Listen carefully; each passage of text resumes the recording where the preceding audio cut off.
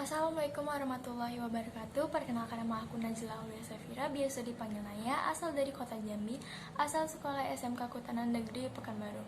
Aku dari Fakultas Teknik, jurusan Teknik Geodesi dan Geomatika, program studi S1 Teknik Geodesi. NPM aku 22150710055. Ini adalah video resume PKKMB selama 4 hari di Universitas Lampung. PKKMB hari pertama, pemateri pertama disampaikan oleh Bapak Yusriandi Yusrin yang berjudul Peran Kepolisian Negara Republik Indonesia dalam mengatasi kejahatan digital, khususnya Undang-Undang ITE. Undang-Undang ITE sangat membantu kepolisian untuk mengungkapkan kasus-kasus kejahatan digital, contohnya pencemaran nama baik, penyebaran hoaks, perjudian online, penipuan, dan kasus lainnya. Ada beberapa contoh pelanggaran hukum di dunia maya. Yang pertama, pelanggaran di situs web. Yang kedua, pencemaran nama baik. Yang ketiga, penipuan online. Yang keempat, penipuan kartu kredit. Yang kelima, akses ilegal. Yang keenam, judi online. Pemateri kedua disampaikan oleh Ibu Dr. Susetya Herawati, STMSI, yang berjudul Pengembangan Karakter Mahasiswa sebagai Intelektual dan Anti Kekerasan. Intinya dari materi ini adalah bullying. Pembulian itu adalah suatu tindakan, baik itu fisik maupun tidak fisik, yang melukai diri kita. Itu dapat kita temukan di lingkungan masyarakat, media sosial, sekolah, dan rumah.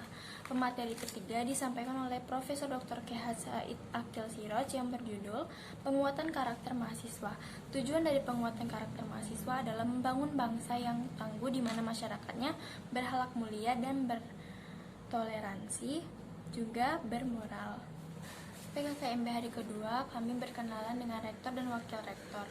Pemateri pertama disampaikan oleh wakil rektor pertama, yaitu Profesor Dr. Heriandi SHMS yang berjudul Merdeka Belajar Kampus Merdeka.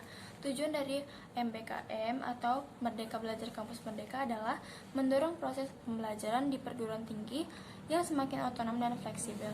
Materi kedua disampaikan oleh Wakil Rektor 2, yaitu Pak Profesor Dr. Asep Sukohar, yang berjudul Kesadaran Lingkungan Hidup, Manajemen Risiko, dan Kampus Sehat.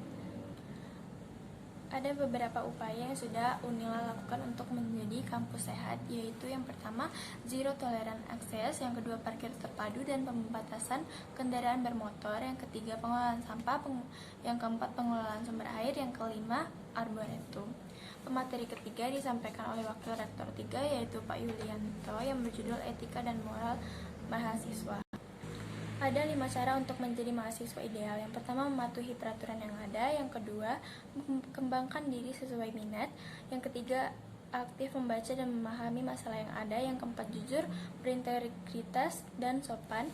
Yang kelima, lakukan yang terbaik selama kuliah. Pemateri keempat disampaikan oleh Wakil Rektor 4, Pak Suharso, yang berjudul Perguruan Tinggi di Era Revolusi Industri 4.0. Pada PKKMB hari ketiga, kami bertemu dengan dekan dan wakil dekan. Materi pertama disampaikan oleh dekan, yaitu Pak Dr. Insinyur Hermi Fikriawan STMSC, yang berjudul Pembelajaran di Era 4.0 di Perguruan Tinggi dan Plagiarisme. Ada 6 skill yang harus kita kuasai sebagai mahasiswa. Yang pertama, berpikir kritis. Yang kedua, berkomunikasi. Yang ketiga, bekerja sama. Yang keempat, berbudaya. Yang kelima, kreativitas. Dan yang keenam, membangun jaringan. Materi kedua disampaikan oleh Wakil Dekan 1, yaitu Pak Dr. Muhammad Irsyad, STMT, bidang akademik, yang berjudul Sistem Perkuliahan dan Pembimbing Akademik. Di sana, beliau menjelaskan tentang kehidupan kampus, peraturan-peraturan yang ada di kampus. Materi ketiga disampaikan oleh Wakil Dekan 2, Bu Vera Agustriana Mauridana, STMT PhD, yang berjudul Biaya Studi dan Fasilitas Sarana dan Prasarana.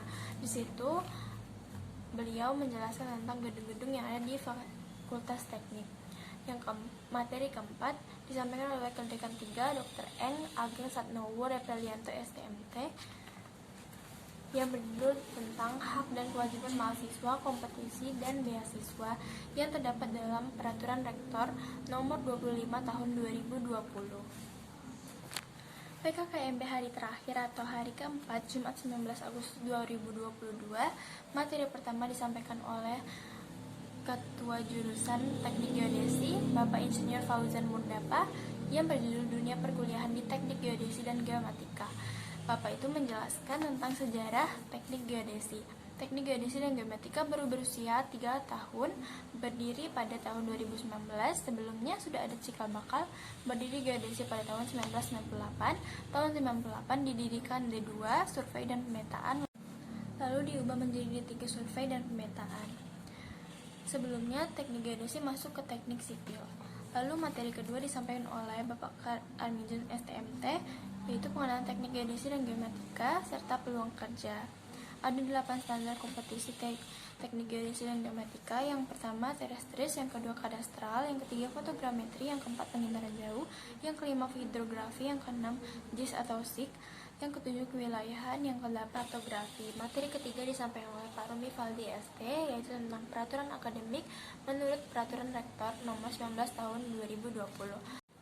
Materi keempat disampaikan oleh Dr. Fajrianto tentang peluang profesi dan karir geodesi geomatika.